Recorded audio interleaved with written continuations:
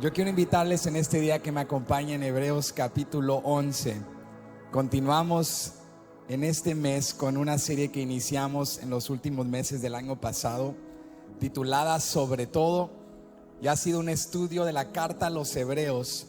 En los primeros 10 capítulos el escritor enseñó la doctrina y las creencias acerca de quién es Jesús, lo que Jesús ha hecho y el por qué Jesús es supremo y superior a todas las cosas. Por eso esta serie es titulada Sobre todo. ¿Cómo se llama la serie? Sobre todo. Y el año anterior, en esos últimos meses, estudiamos los primeros 10 capítulos. Por los próximos meses vamos a estudiar los últimos 3 capítulos del 11 al 13. Y hemos llegado a este capítulo 11, que es uno de los capítulos más conocidos, no solo de la carta a los Hebreos, sino de todo el Nuevo Testamento, porque es conocido como el capítulo de los héroes de la fe. Y quiero que vayas conmigo al versículo 1. Vamos a leer del verso 1 al verso 7. Cuando tú lo tengas puedes indicar con un fuerte amén. Hebreos capítulo 11, versículo 1 al 7, y dice así: Es pues la fe, la certeza de lo que se espera, la convicción de lo que no se ve, porque por ella alcanzaron buen testimonio los antiguos. Por la fe entendemos haber sido constituido el universo por la palabra de Dios, de modo que lo que se ve fue hecho de lo que no se veía. Por la fe Abel ofreció a Dios más excelente sacrificio que Caín, por lo cual alcanzó testimonio de que era justo, dando Dios testimonio de sus ofrendas, y muerto aún habla por ella. Por la fe Enoc fue traspuesto para no ver muerte, y no fue hallado porque lo traspuso Dios, y antes que fuese traspuesto tuvo testimonio de haber agradado a Dios. Pero sin fe es imposible agradar a Dios, porque es necesario que el que se acerca a Dios crea que le hay y que es galardonador de los que le buscan. Por la fe Noé, cuando fue advertido por Dios acerca de cosas que aún no se veían, con temor preparó el arca en que su casa se salvase, y por esa fe condenó al mundo y fue hecho heredero de la justicia que viene por la fe. Yo quiero hablarles en este día bajo el tema la fe que agrada a Dios. La fe que agrada a Dios. ¿Cuántos quieren agradar a Dios? Vamos a aprender el día de hoy a agradar a Dios con la fe correcta. Inclina tu rostro conmigo y vamos a orar. Padre, te damos gracias por tu presencia. Gracias, Señor, por recordarnos en estos momentos que tú estás aquí, por fortalecernos en tu presencia, y te damos gracias por tu palabra. Creemos que tu palabra es verdad. Creemos que cada vez que tu palabra es predicada y proclamada, tú nos estás hablando.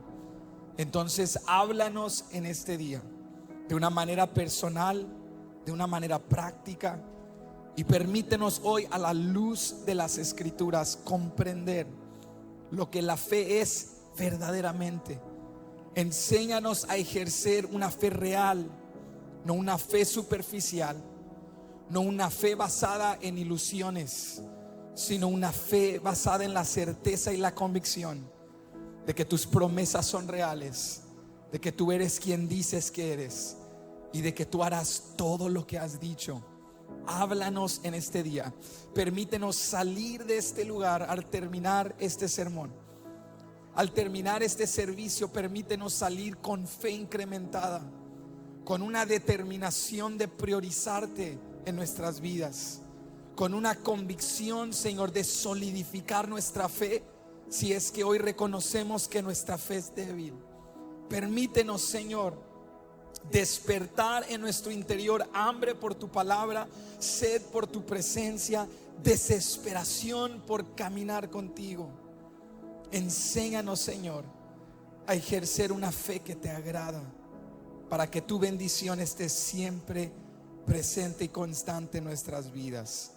Pedimos esto en el nombre de Jesús y todos decimos amén. Pueden ocupar su lugar en la presencia del Señor. La fe que agrada a Dios. La carta a los Hebreos es una carta escrita a una comunidad de judíos cristianos que, viviendo en el primer siglo, se encontraban entre una tensión.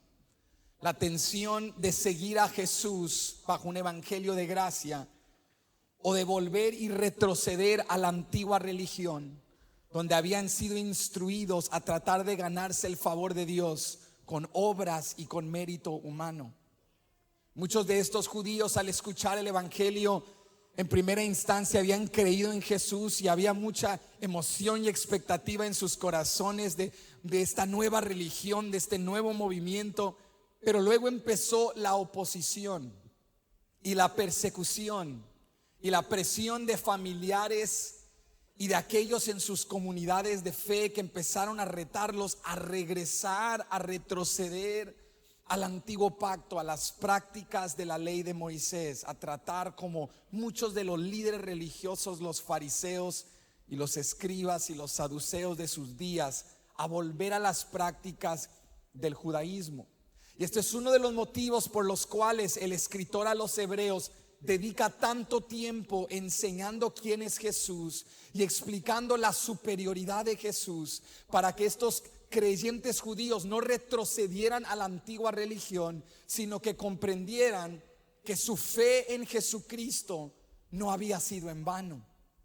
Hay momentos en nuestra vida en los cuales el seguir a Jesús puede sentirse momentáneamente, debido al sufrimiento, debido al dolor, debido a respuestas esperadas pero no cumplidas, peticiones, deseos, expectativas no realizadas.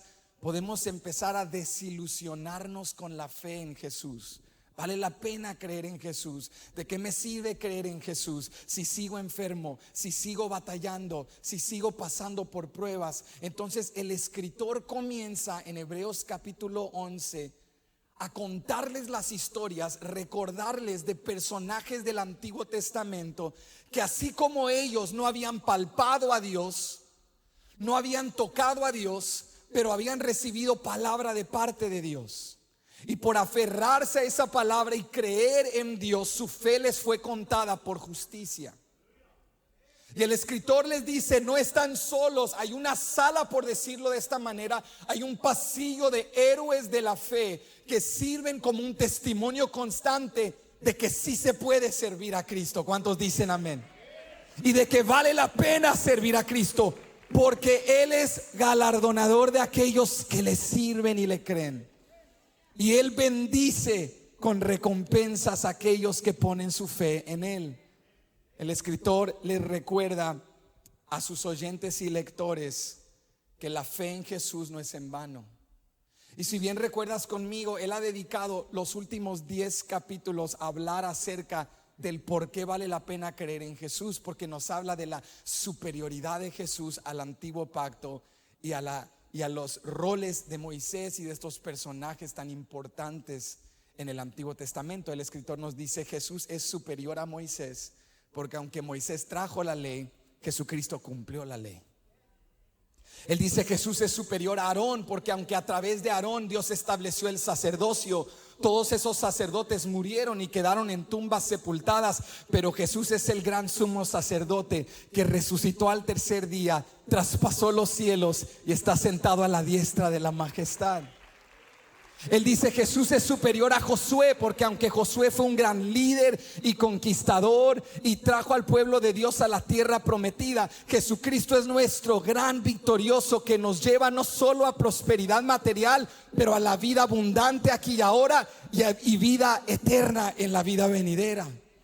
El escritor dice: Jesús es superior, porque Él es el Cordero de Dios, que nos limpia y nos purifica con su sangre de todo pecado.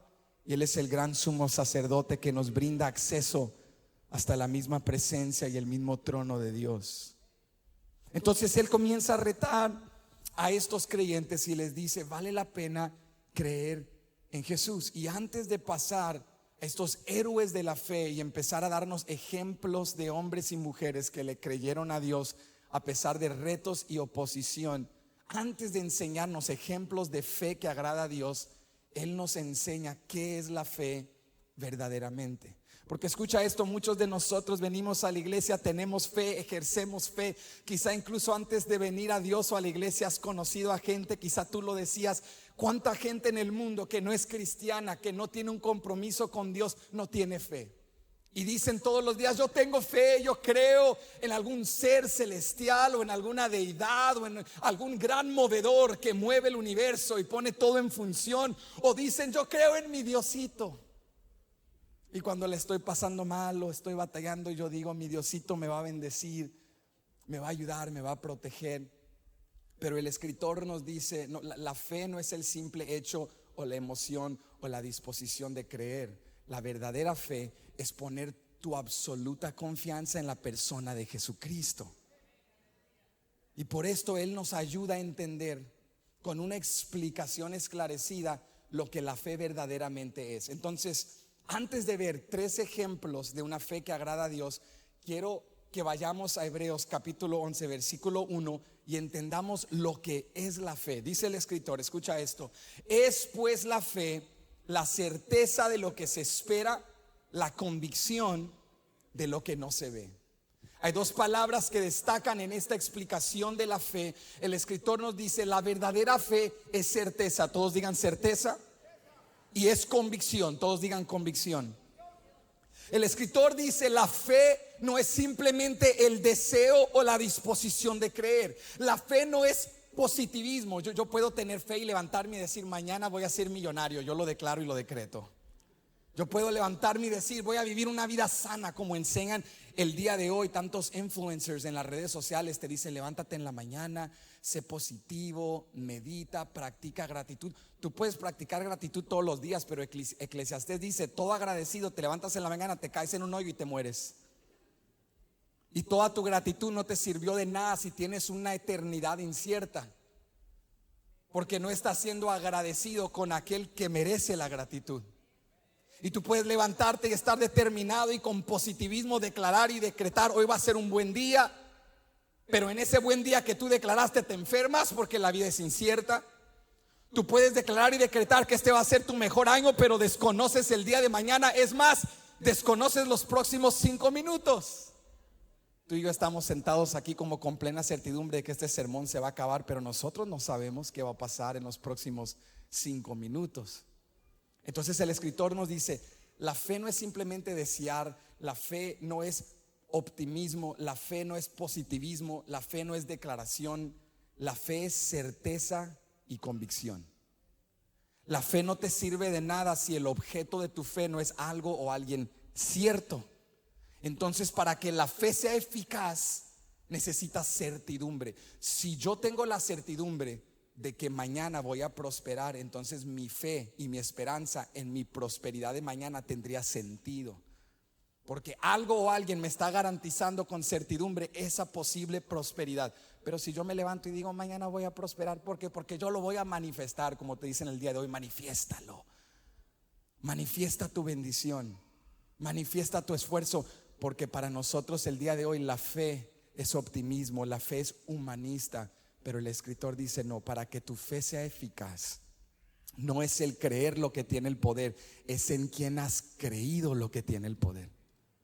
No es tu fe como mero vínculo, sino el objeto de tu fe lo que tiene el poder. Es una cosa creer, es otra cosa creer en aquel que está sentado a la diestra de la majestad, que nunca ha perdido una batalla, que no tiene adversario que alcance su nivel, que no hay Dios que se compare a él, no hay nadie que puede derrotar al único Dios verdadero. Y si tú has puesto tu fe en él, entonces tu fe es poderosa. Porque el objeto de tu fe tiene poder. El escritor dice, para que la fe produzca impacto, necesitas certeza y necesitas convicción. El escritor dice, la fe va más allá de sentimientos. La fe es certeza, mira esto, de lo que se espera, y la convicción de lo que no se ve. ¿Qué es lo que estamos esperando, de lo cual tenemos certeza? ¿Y qué es aquello que no vemos en lo cual tenemos convicción? Bueno, el escritor no empezó su carta hablando de fe. Empezó su carta en 10 capítulos enseñando quién es Jesús, para que después de 10 capítulos de decirte quién es Jesús, tengas certeza y convicción en quién Él es. Hay algo poderoso que aprendemos aquí. Para que tengas una fe sólida necesitas conocimiento. ¿Qué necesitas?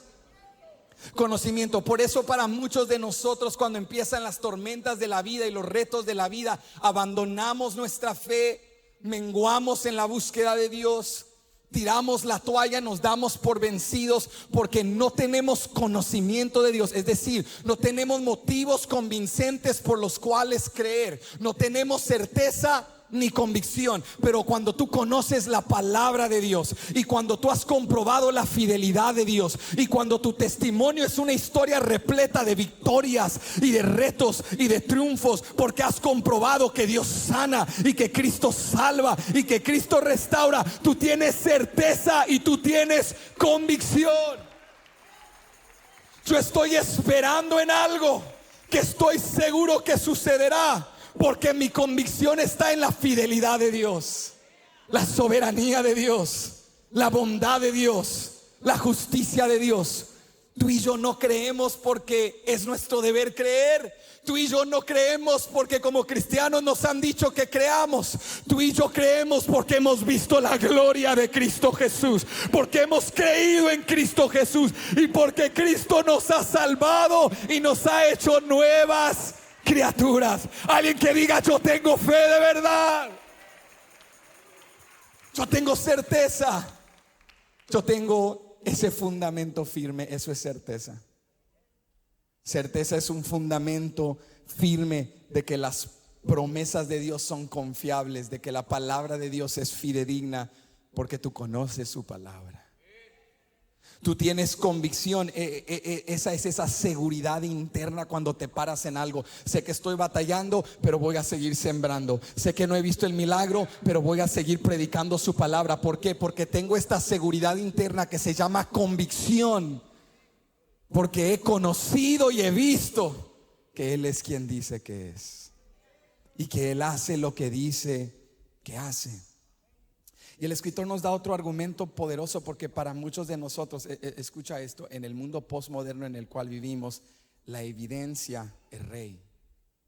Para que tú creas en algo necesitas evidencia. Es lo que nos han enseñado toda nuestra vida, y hay mucha certeza en eso, y hay mucha verdad en eso. Nos han enseñado a través de la ciencia y a través de la lógica y el razonamiento y la filosofía, a argumentar, a cuestionar, a desglosar, a utilizar duda metodológica para decir, bueno, ¿cuál es tu evidencia de la declaración que acabas de hacer? O ¿cuál es la evidencia de la proposición que acabas de presentar? Y eso es bueno para no irnos a la deriva, para no creer cualquier cosa. Pero escúchame, cuando llegamos a las cosas de Dios, priorizamos en ocasiones la evidencia por el mundo y la cultura de la cual venimos.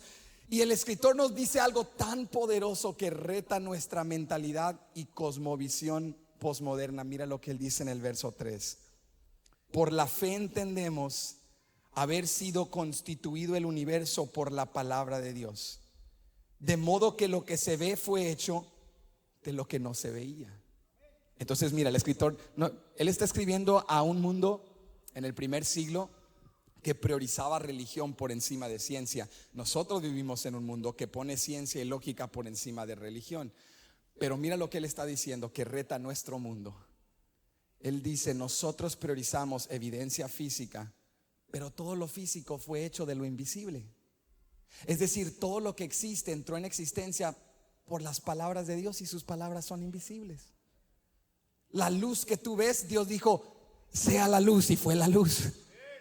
La tierra en la cual caminas, los cielos que ves, los mares en los cuales nadas, las aves de los cielos, los peces del mar, las bestias de los campos, todo lo que existe debajo del sol, Dios lo creó de lo invisible. Él dijo: sea hecho, y fue hecho. Entonces, ¿qué es más grande, la evidencia física o la palabra de Dios? La lógica del escritor es que la palabra de Dios está por encima de todo, porque Él declaró, y todo lo que entra en existencia ahora es. ¿Qué está haciendo el escritor? El escritor está retándote a restaurar tu fe en la palabra de Dios. que cuando entras a una circunstancia que se ve disfuncional, rota, sin esperanza, imposible, no te dejes llevar por lo que ves. Aférrate a la palabra de Dios, porque Dios declara lo que no es como si fuese. Dios entra a abismos ausentes de vida y declara que algo sea y es. El escritor nos dice: poner tu fe en la palabra de Dios no es algo débil, no es algo menos. No subestimes ni minimices el poder de una palabra de parte de Dios. Si Dios te ha dicho algo, esa palabra es más real que la tierra que está debajo de tus pies, porque la tierra que está debajo de tus pies entró en existencia por la misma palabra de Dios. Ahora, con ese argumento, el escritor nos dice en el versículo 2, mira esto: porque por ella, ¿qué es ella? La fe. Porque por ella alcanzaron buen testimonio los antiguos. Entonces, a veces cuando tú y yo estamos pasando un reto, le decimos: Señor, solo mándame, ni ocupo un milagro, solo un mini milagro, solo un mini milagro para creer en ti. Solo necesito una mini bendición. Ayúdame, Señor. Él ha estado pasando mal. Unas mini vacaciones. Vamos en enero 11 y ¿cuántos ya ocupan unas mini vacaciones? Apenas está empezando el año y algunos decimos: Señor, ya no puedo más. Apenas el año está iniciando y ya sentimos a veces retos y decimos: Señor, quisiera esto o aquello para aumentar mi fe. Pero el escritor dice: mira, la fe no es una virtud débil que Dios ha dado porque hay carencia o ausencia de evidencia física. La fe es la manera en la cual Dios se ha relacionado a su pueblo siempre. Esto es lo que hicieron los antiguos. Esto es lo que hicieron nuestros antepasados. El escritor dice: antes de la ley, antes de Moisés, antes de un tabernáculo, un templo, lo único que tenían Abel, Enoc, Noé, era una palabra de parte de Dios. No tenían una iglesia en la cual congregarse, no tenían un concilio de ancianos que les dieran consejos, no tenían la palabra de Dios canonizada, no tenían seminarios, talleres. Lo único que tenían Abel, Enoc y Noé era una palabra de parte de Dios. Y si ellos creyeron con esa palabra, ¿cuánto más debemos creer tú y yo, que tenemos la revelación de Cristo Jesús, la iglesia de Cristo Jesús, el poder del Espíritu Santo que mora dentro de nosotros? El escritor dice: veamos el ejemplo de 3 hombres que ejercieron una fe que agrada a Dios. Aquí está el primero. El escritor nos dice: ya que entendemos lo que la fe es certeza, la fe es convicción en la persona de Jesucristo. El escritor nos dice ahora, en primer lugar, la fe que agrada a Dios es una fe que adora a Dios correctamente. Ve conmigo, estamos en Hebreos 11, pero ahora versículo 4, y esta es la historia de Abel. Mira lo que dice el escritor: por la fe Abel ofreció a Dios más excelente sacrificio que Caín, por lo cual alcanzó testimonio de que era justo, dando Dios testimonio de sus ofrendas, y muerto aún habla por ella. El escritor dice: Abel agradó a Dios con su fe, porque Abel entendió que la fe debe llevarte a una adoración correcta ante Dios. La historia de Caín y Abel es una historia trágica, porque la Biblia nos dice que Caín y Abel entraron a existencia después de la caída del hombre. Sus padres Adán y Eva desobedecieron a Dios y nace Caín, y luego viene Abel, estos hermanos que eran los primeros hermanos, hijos en la historia de la humanidad. Y la Biblia dice, quiero que escuches esto atentamente, que desde el inicio de la creación no habían talleres ni seminarios de cómo buscar a Dios, cómo adorar a Dios. Vuelvo y te reitero, no había palabra de Dios escrita o canonizada, pero aún así es evidente desde la historia, el relato de Génesis, que Caín y Abel sabían que porque tenían aliento de vida tenían un deber de adorar a Dios. Y la palabra dice, antes de la religión institucionalizada, Caín y Abel traían ofrendas al Señor. Porque yo quiero retarte, a veces nos cohibimos en la iglesia de adorar a Dios, de participar en adoración, porque creemos que hay un cierto perfil que ocupamos, requisitos que ocupamos para encajar con los religiosos y decimos, yo no sé adorar, levantar mis manos porque no crecí en la iglesia y no vengo de religión y nadie me enseñó la liturgia, no sé cuándo decir amén, no sé cuándo mover los dedos, no sé si debo mover los pies. Hay iglesias donde debes sentarte y no moverte, hay iglesias donde debes danzar, hay iglesias donde solo debes danzar en tu asiento, hay iglesias donde vienes danzando desde el estacionamiento. Hay toda clase de iglesia y a veces no sabes la liturgia, te sientes incómodo, te sientes fuera de lugar. Pero déjame decirte algo, si tú tienes aliento de vida, tú eres un adorador. Porque la Biblia no dice, todos los que crecieron en la religión, alaben a Jehová. Tampoco dice, todos los que conocen la liturgia de una iglesia, alaben a Jehová. Tampoco dice, todos los que aman a Dios, alaben a Jehová. La Biblia dice, este es el requisito para ser un adorador: todo lo que respira, alabe a Jehová. Y si en ti hay aliento de vida, tú eres un adorador que le debe a tu Creador adoración. Entonces no te prives de hacer aquello para lo cual fuiste creado. Por eso tú puedes venir a la iglesia, tienes cero experiencia en la religión y empiezas a escuchar la adoración y algo en tu corazón se mueve, como que esta es tu casa, como que esto lo habías hecho toda la vida. Tú ni sabes qué hacer, tú dices, no sé si levantar esta mano, si levantar la otra, pero tengo que hacer algo con mi cuerpo, porque esto que estoy sintiendo, esta presencia que me llena, que me quebranta, que me invita, pero a la vez me invita a ser reverente. Esto que no sé ni siquiera articular, necesito adorar. Porque eso fluye y nace de ti, porque tú fuiste creado para adorar a Dios. Entonces todos somos adoradores. Sacude al que está a tu lado por si no sabía y dile, tú eres un adorador. Díselo, tú eres un adorador. Quizá no sabes cantar y no seas músico y no te consideres una persona muy extrovertida o carismática, pero tú eres un adorador. Todos somos adoradores. El problema es que no todos adoramos correctamente. Y la Biblia dice que Caín y Abel adoraban a Dios trayendo ofrendas, cada uno a su manera. La Biblia dice que Caín era un labrador de la tierra, un agricultor, y Abel, en contraste, era pastor de ovejas. Entonces un día Caín le trae a Dios del fruto de la tierra, de lo que él ha trabajado, pero escucha esto, le trae lo que sobra. Pero en contraste, Abel, dice la palabra, de los primogénitos de sus ovejas, de lo gordo de sus ovejas, lo mejor, en otras palabras, le trae ofrenda al Señor. Y Dios vio la ofrenda de Abel con agrado. Y la Biblia dice que Caín se llenó de celo y de envidia con su hermano. Invitó a su hermano un día al campo, y tú conoces la historia si has pasado un tiempo en la iglesia. Esta es una historia tan conocida. Caín termina matando a su hermano por envidia y por odio. Pero la Biblia dice que aunque Abel murió, su fe sigue hablando.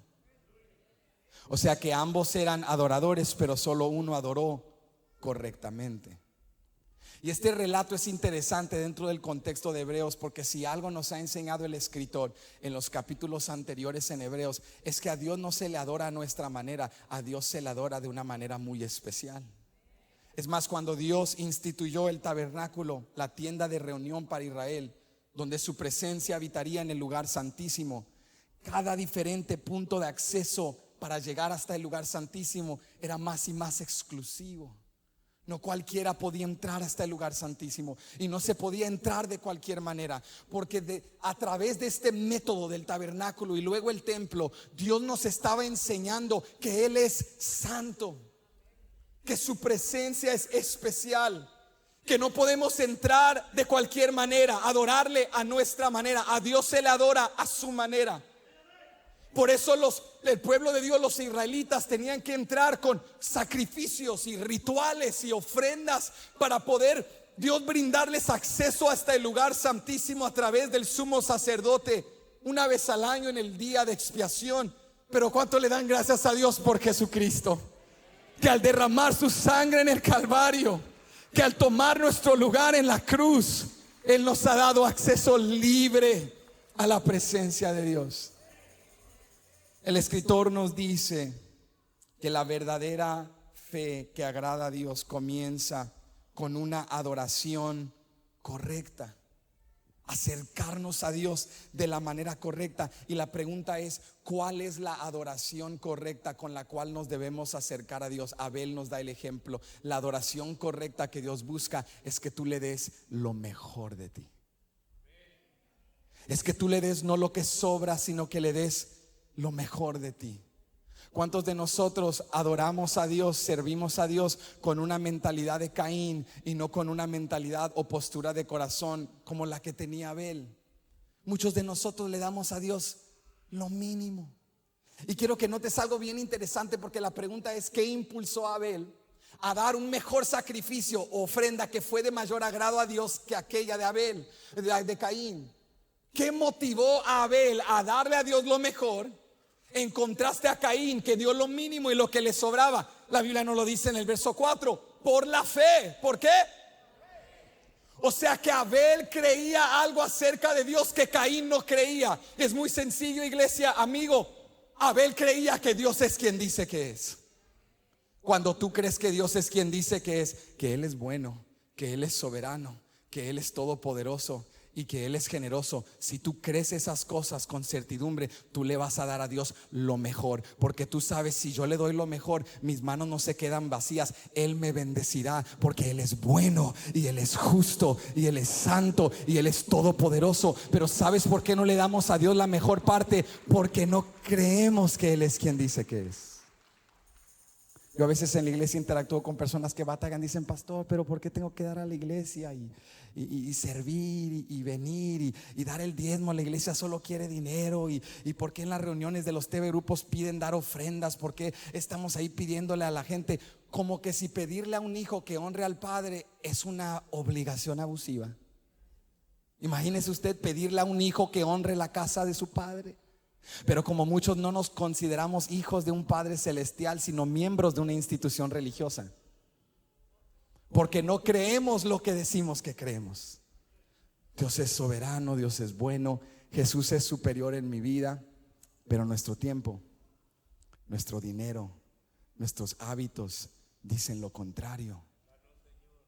Muchos servimos a Dios como Caín, le damos lo mínimo. ¿Qué es lo mínimo que le puedo dar a Dios? Si hasta con la 10ª parte batallamos, ¿cómo le voy a dar a Dios? Eso que le voy a dar a Dios sería al final del año unas vacaciones, sería al fin del año un carro, sería al fin del año esto o aquello. Y el venir a Dios y servir, todas esas horas que sirvo, podría trabajar extra y ganar más y acumular más en la vida. Pero si tú crees que Dios es quien dice que es, y si tú crees que Él es tu Padre, ¿no crees que Abel pudo haber dicho: guardo esta oveja gorda para mí, y en el invierno y en temporada de escasez esto me servirá a mí? Pero Abel dijo: no, Dios merece lo mejor. De los primogénitos de las ovejas, de lo gordo del ganado, le daré a Jehová, porque Él es bueno y Él es justo y Él es generoso y Él no me abandonará. O sea que la generosidad y el servicio y la adoración realmente vinculan de la fe. Tú vas a adorar a Dios con una adoración grande cuando tú crees que Él es un Dios grande. Tú le vas a dar a Dios con generosidad cuando tú comprendes: lo que yo tengo no es mío, lo que yo tengo le pertenece a Dios. Lo que yo tengo le pertenece a Él, y yo soy administrador de lo que Él me ha confiado. Este cuerpo no es mío, este cuerpo es de Dios, es templo del Espíritu Santo. Esta familia no es mía, esta familia es de Dios. Estos recursos no son míos. Todo lo que yo tengo, mi alma, mis pulmones, mi cabello, mis manos, mi fuerza, mi mente, mis recursos, mi casa, mi familia, mis sueños, mis aspiraciones, todo le pertenece a Dios. Y si tú lo crees de esa manera y ejerces esa clase de fe, no es difícil serle fiel a Dios.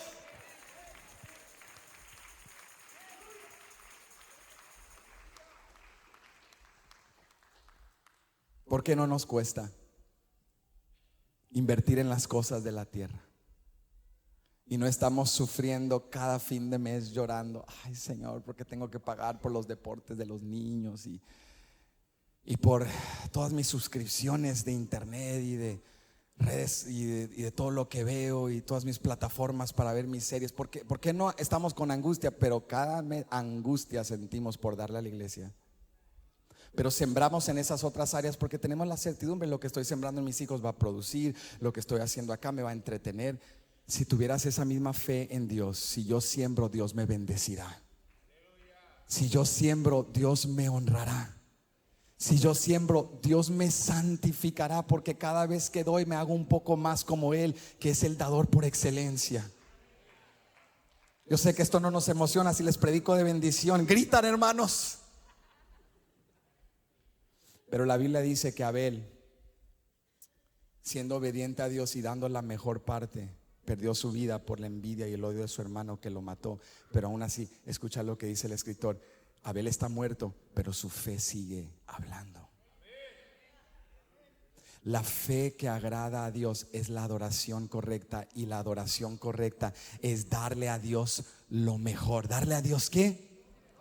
Darle a Dios lo mejor. Si tú y yo creemos que Dios merece lo mejor, si tú y yo creemos que Dios es grande, debemos darle lo mejor a Él.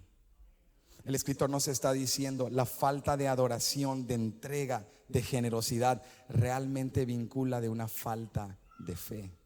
No creemos. No creemos que si adoramos, no creemos que si servimos, no creemos que si damos, Él nos bendecirá. Pero hoy el Señor nos está retando a ejercer una fe que le agrada en este año y decirle: Dios, yo quiero serte fiel en este año. Yo quiero dar lo mejor de mí, de mi tiempo, de mi energía, de mis recursos, de mi dinero. Y yo sé que tú me bendecirás y que yo voy a ver tu gloria. Lo primero que nos enseña el escritor es que la fe que agrada a Dios es una fe que le adora correctamente. Pero en segundo lugar, escucha esto, el escritor nos dice: la fe que agrada a Dios es una fe que camina con Él fielmente. Mira lo que él dice, el segundo ejemplo que nos da en el versículo 5. El escritor nos dice: por la fe Enoc, ¿por la qué? Por la fe Enoc fue traspuesto para no ver muerte, y no fue hallado porque lo traspuso Dios. Y antes que fuese traspuesto, tuvo testimonio de haber agradado a Dios. El escritor pasa del ejemplo de Abel, que nos enseña a adorar correctamente, dando lo mejor, ahora el ejemplo de Enoc, que nos enseña con fe a caminar con Dios fielmente.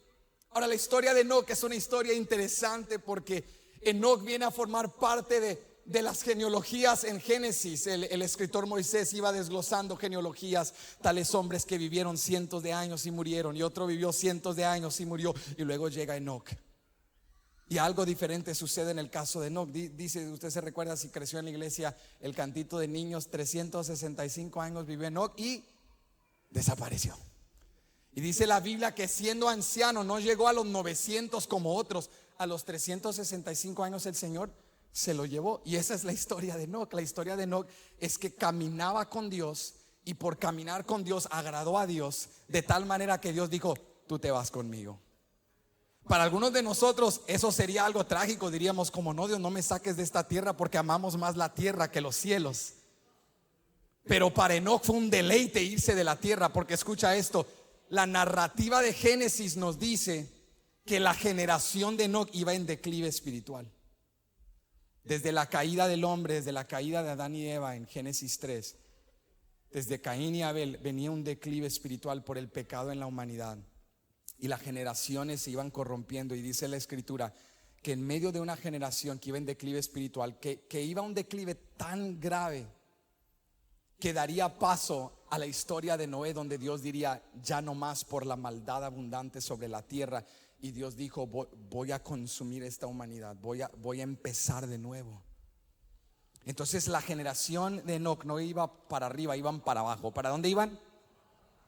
Y la narrativa dice: vivió estos cientos de años, murió. Este vivió tanto tiempo, murió. Y luego llega Enoc y todo cambia. Y escucha esto: este fue el distintivo que marcó la diferencia en la vida de Enoc. En una cultura que iba en declive espiritual, en una generación corrupta y llena de pecado, la palabra dice que lo que marcó la diferencia en Enoc es que Enoc caminaba con Dios. Tú y yo a veces creemos que lo que más necesitamos son más recursos, más oportunidades, más bendiciones. ¿Sabes qué necesitamos? Caminar más con Jesús. Caminar más con Él. Porque si camináramos más con Jesús, seríamos más sabios, seríamos más pacientes, seríamos más bendecidos. Evitaríamos muchos hoyos y errores y pozos. Si camináramos con Jesús, viviríamos vidas no perfectas, pero fieles. No ausentes de sufrimiento, pero bendecidas, porque caminamos con Jesús. Lo que marcó la diferencia en la vida de Enoc no fueron sus obras, no fueron sus cualidades, no fue su autojusticia. Lo que marcó la diferencia en la vida de Enoc es que Enoc caminaba con Dios. Y yo quiero decirte algo: la manera que tú caminas con Dios dice mucho acerca de ti. Yo pienso en mis hijos. Chabel y yo tenemos 4 hijos de edades de 6 años hasta 15 años. Y cuando andamos caminando juntos y yo los observo a veces, su manera de caminar en relación a mí como su padre dice mucho de en qué etapa están ya de la vida. Y cuando vamos caminando dice mi mamá: ahí van tus pollitos, ahí va la tribu de Benjamín. Pero no van así todos pegaditos como pollitos juntos, siguiendo a la madre o siguiendo al papá. Cada uno va en una etapa diferente, y la manera que caminan en relación a mí como su padre dice mucho acerca de la etapa en la que están. El más pequeño, Jethro, tiene 6 años y él siempre camina y me agarra de la mano. Y donde quiera que yo estoy, él quiere estar. Ayer llegamos a la casa, estábamos sacando cosas del auto y él viene y dice: papá, y las quiero sacar contigo. Y empecé a aspirar el carro. Yo quiero aspirar contigo. A él no le importa lo que estemos haciendo, él siempre quiere estar conmigo. Porque vive en absoluta dependencia de sus padres y todavía tiene ese calor, esa inocencia de un niño. Nuestra hija de 7 años ya va más o menos entrando a más independencia. A veces me agarra la mano, a veces no. Mi hijo de 10 años me dice: papá, ya no me toques, yo soy un hombre. Y cuando va con los amigos: no me agarres, ok, tú eres un hombre, ve por tu camino. Y mi hija de 15 años ya está en otro mundo. Y cuando vamos caminando, su manera de caminar en relación a mí dice mucho acerca de esas etapas. Y cuando yo estaba leyendo Hebreos 11, meditaba en eso y me puse a pensar que quizá la razón por la cual Enoc agradó tanto a Dios es porque aunque Enoc era un anciano de 365 años, Enoc caminaba con Dios como un niño de 6 años. Enoc caminaba con Dios como Jethro. Y nosotros a veces dejamos de depender así de Dios y empezamos a creer, a autoengañarnos que ya le estamos agarrando la onda a esta cosa llamada vida cristiana. Y le decimos: Dios, solo necesito que me agarres de la mano cuando voy a cruzar una villa, una carretera muy ocupada. Solo necesito que me abraces cuando me caigo. No te necesito todo el tiempo, no me tienes que agarrar siempre de la mano. Yo sé por dónde ir, yo sé agarrar mi propio rumbo. Pero Enoc agradó a Dios porque aunque Enoc era un anciano, Enoc decía: Dios, yo no me suelto de tu mano. Para donde tú vayas, yo quiero ir. Lo que tú estés haciendo, yo quiero hacer. Aunque mi carne quiere irse a jugar videojuegos e ir con los niños. Sí, papá, si tú dices es hora de lavar el carro, a lavar el carro. Si tú dices es hora de sacar la basura, a sacar la basura. No es lo que quiero hacer, pero quizá es lo que necesito aprender. Y estoy creciendo en virtud y en santidad y en carácter. No porque sea muy piadoso, no porque sea muy bueno, no porque sea muy dotado. Es que voy agarrado de la mano de mi Padre, y donde Él va, yo quiero ir. Todo cambiaría en tu vida y todo cambiaría en la mía si hoy, como un hijo dependiente, absolutamente dependiente, volviéramos a nuestro Padre Celestial y le diríamos: Dios, yo no me suelto de tu mano. Yo quiero agarrar por acá, pero guíame tú. Y si me agarro de tu mano, voy a evitar tantas caídas, tantos dolores, tanto sufrimiento, tanto afán. Si solo caminara donde tú caminas, y escúchame bien, Enoc vivía en una generación que iba en declive espiritual, pero aún así caminó con Dios y no se soltó de la mano de Dios, porque tenía una fe como la de un niño que quería estar con Él, quería comunión con Él. Yo me imagino que Enoc no quería solo lo que Dios le podía dar, Enoc quería a Dios por sí mismo. Él amaba a Dios, él caminaba con Dios al grado que Dios le dijo: yo te quiero aquí conmigo en mi presencia todos los días. La palabra dice que Enoc agradó a Dios, porque Enoc entendió que la fe no solo es el acto de creer en un Dios de quien quieres y demandas cosas. La fe es el acto de querer una relación con Él, de querer comunión con Él, de caminar con Él. Y lo bello de Dios es que todos, alguien diga todos cuando llegamos a Cristo queriendo algo de Él. Pero cuando llegamos y le vimos por quién Él es, nos quedamos con Cristo, no por lo que nos da, sino por quién Él es.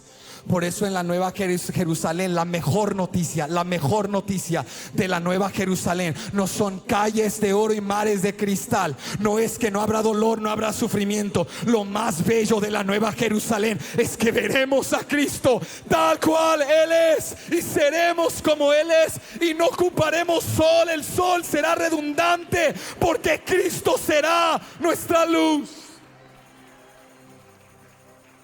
La fe crece y madura cuando la fe se convierte en caminar con Dios, amar a Dios, anhelar a Dios. Hay un pasaje en el Nuevo Testamento que sirve de evidencia textual de que Enoc era un hombre que caminaba tanto con Dios que Dios le comenzó a revelar palabra. Y en la narrativa de Génesis no encontramos ningún detalle de qué es lo que Enoc hizo específicamente para agradar a Dios en cuanto a sus obras, o qué es lo que Enoc decía, o el trasfondo de los detalles de Enoc. Sabemos de su genealogía, de su familia, pero no sabemos en sí de él, de su persona. Pero Judas nos da un detalle, y quiero que me acompañes. Ve conmigo a esta corta carta del Nuevo Testamento. En Judas, vamos a ver a cuál capítulo vamos. Esa era una prueba, hermanos, porque Judas no tiene capítulos, es solo un capítulo. Pero vayan conmigo a Judas. Yo pensaba que Judas tenía 10 capítulos. ¿Necesito leer la Biblia este año? Definitivamente necesitas leer la Biblia este año.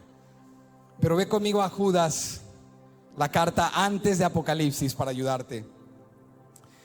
Y mira lo que dice el versículo 14 y en adelante. Escucha esto. Mira lo que dice Judas, verso 14. De estos también profetizó Enoc. ¿Quién? De estos también profetizó Enoc, séptimo desde Adán, diciendo: he aquí, vino el Señor con sus santas decenas de millares para hacer juicio contra todos y dejar convictos a todos los impíos de todas sus obras impías que han hecho impíamente, y de todas las cosas duras que los pecadores impíos han hablado contra él. Estos son murmuradores, querellosos, que andan según sus propios deseos, cuya boca habla cosas infladas, adulando a las personas para sacar provecho. Entonces Judas, aparentemente de la tradición oral, recibió profecías que Enoc había dado. Es evidente que Enoc caminaba tanto con Dios que Dios le comenzó a dar palabra. Y antes de los profetas, antes que Moisés, antes que el sacerdocio, Enoc ya profetizaba qué sucedería en tu vida y en mi vida, aunque vivas en una familia disfuncional. Como Enoc vivió en una generación corrupta e impía, pero porque caminaba con Dios, Dios le comenzó a dar palabra. Si tú este año comienzas a caminar con Jesús, Dios te va a dar palabra, Dios te va a dar revelación, Dios te va a dar esperanza, Dios te va a abrir puertas, Dios te va a sacar de la desesperación, te va a sacar de la depresión, no por tus obras, no por tu esfuerzo, pero porque caminas con Jesús. Enoc, sin enseñanza ni escuela de profeta, profetizaba porque caminaba con Dios. Lo que necesitamos no son más cosas, aunque ocupamos ciertas cosas. Lo que necesitamos es caminar con Jesús. Y si caminamos con Jesús, Él dijo: ven si estás cansado, atribulado, si la religión te tiene exhausto, si la vida te tiene abrumado, si las tentaciones te tienen sintiéndote como un perdedor. Ven a mí, conéctate a mí, que mi carga es ligera, mi yugo es fácil. Ven y camina conmigo, haz vida conmigo, como dos bueyes que se conectaban a un yugo, un aparato de madera. Y cuando un buey se debilitaba y se quería desviar, el otro fuerte lo encauzaba, lo empujaba y seguía con la carga. Jesús dice: ven, conéctate a mi yugo. ¿Cuál es mi yugo? La fe en el evangelio. Aférrate a mi palabra, aférrate a mi verdad. Y cuando tú te canses, yo soy fuerte. Cuando tú seas débil, yo soy fuerte y yo te llevaré hacia adelante. Enoc nos enseña que la fe que agrada a Dios es la fe que camina con Él fielmente. No perfectos, pero fieles. No perfectos, pero constantes. Si tú caminas con Él y te caes, no te afanes. Él está a tu lado, Él te levantará. Pero camina con Él. No dejes de venir, no dejes de caminar con Él, de vivir, de hacer las cosas a su manera, de recibir su palabra, de estudiar su verdad, de adorarle, de seguir conectado. Cada paso crecerás, cada paso Él te santificará a través del Espíritu Santo. El escritor nos dice: la fe que agrada a Dios es la fe que le adora correctamente, como Abel. Te doy no lo que sobra, te doy lo mejor, la primera parte. La fe que agrada a Dios es la fe como Enoc, de caminar con Dios fielmente, aunque todos en su generación iban a la deriva espiritual, iban en declive espiritual. Pero Enoc dijo: yo me aferro de la mano de Dios, aunque soy un anciano y soy un padre y soy un abuelo, yo sigo como un niño cada mañana. Dios, me has dado aliento de vida, gracias por darme otra oportunidad. Renueva mis fuerzas, dame sabiduría, ayúdame a regular mis emociones, guíame en cada paso que tomo. Y si caminas con Él, Él te bendecirá. El escritor nos dice en tercera y última parte: la fe que agrada a Dios. Este es el ejemplo de Noé. Es la fe que le obedece con valentía. Mira lo que dice el verso 7, Hebreos 11. Por la fe, Noé, cuando fue advertido por Dios acerca de cosas que aún no se veían, con temor preparó el arca en que su casa se salvase. Y por esa fe condenó al mundo y fue hecho heredero de la justicia que viene por la fe.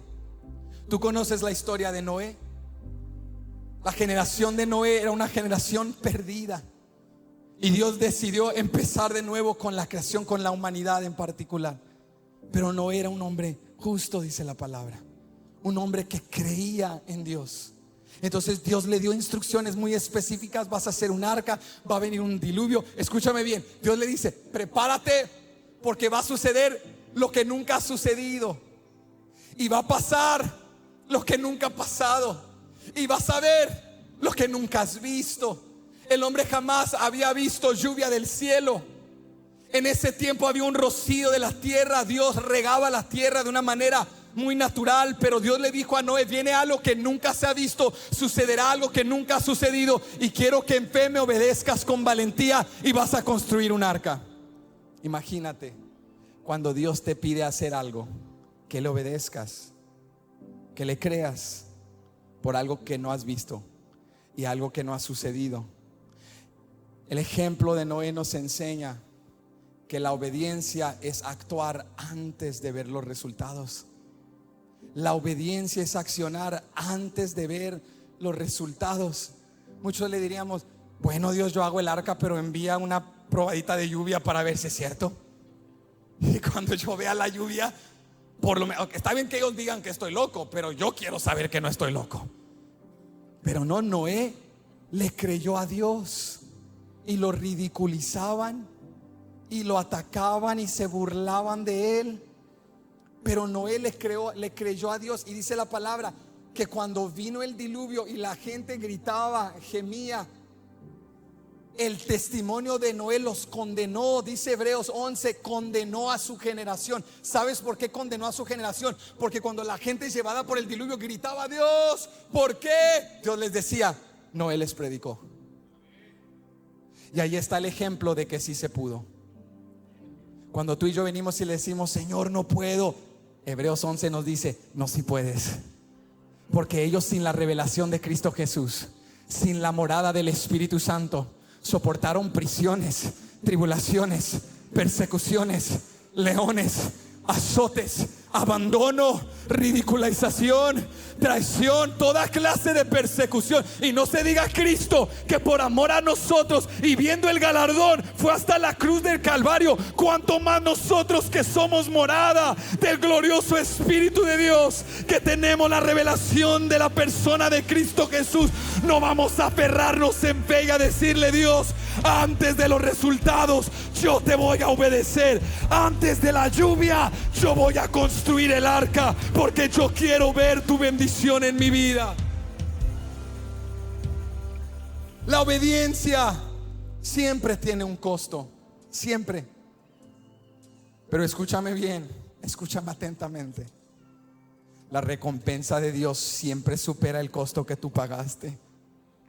Obedecer a Dios a veces te va a costar un trabajo, te va a costar amigos, te va a costar pasatiempos, te va a costar deseos, te va a costar oportunidades, pero Dios te va a dar una nueva familia.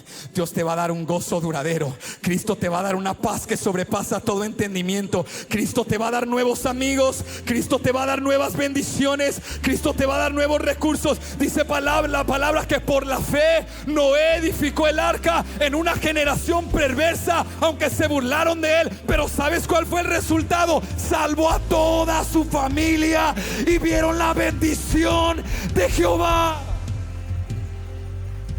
Hay una gran bendición del otro lado de esta obediencia. Hay crecimiento del otro lado de esta obediencia. Hay santificación del otro lado de tu obediencia. Obedecer siempre tiene un costo, pero nos enseña el ejemplo de Noé, que el resultado o la recompensa de Dios superó y fue hecho heredero de la justicia que viene por la fe. Yo quiero cerrar con esto. Iglesia, la fe que agrada a Dios, amigos, la fe que agrada a Dios es una fe que le adora correctamente como Abel. Es una fe que dice como Enoc, Señor, yo prefiero caminar contigo aunque sea anciano o seas joven y hayas acumulado mucho y seas muy inteligente. Dios, tú sabes mejor que yo. Y una fe que agrada a Dios es la fe como Noé, que obedece con valentía aún antes de los resultados. Quiero que veas el distintivo en estos tres personajes. ¿Sabes por qué lo hicieron? Por la fe. ¿Por qué lo hicieron? Por la fe. Por eso el versículo 6, escucha esto atentamente. El versículo 6 nos dice, escucha esto, pero sin fe, ¿sin qué? Sin fe es imposible agradar a Dios, porque es necesario que el que se acerca a Dios crea que le hay y que es galardonador de los que le buscan. Escúchame, amigo, escúchame, iglesia. Tú te puedes acercar a Dios roto. Tú te puedes acercar a Dios quebrantado. Tú te puedes acercar a Dios necesitado. Tú te puedes acercar a Dios sin trasfondo religioso, pero ciertamente no te puedes acercar sin fe. Lo único que necesitas para acercarte a Él es fe. No importa de dónde vienes, no importa lo que tú has hecho, no importa tus fracasos. Si tú pones tu fe en Cristo Jesús, Él te restaurará, Él te santificará, Él te hará una nueva criatura. Lo único que necesitas es poner tu fe en Cristo Jesús. Una fe que le agrada es lo que necesitas. No hay nada que te impide hoy, justo en este mismo instante, de acercarte a Jesús. Ponte de pie conmigo en esta mañana.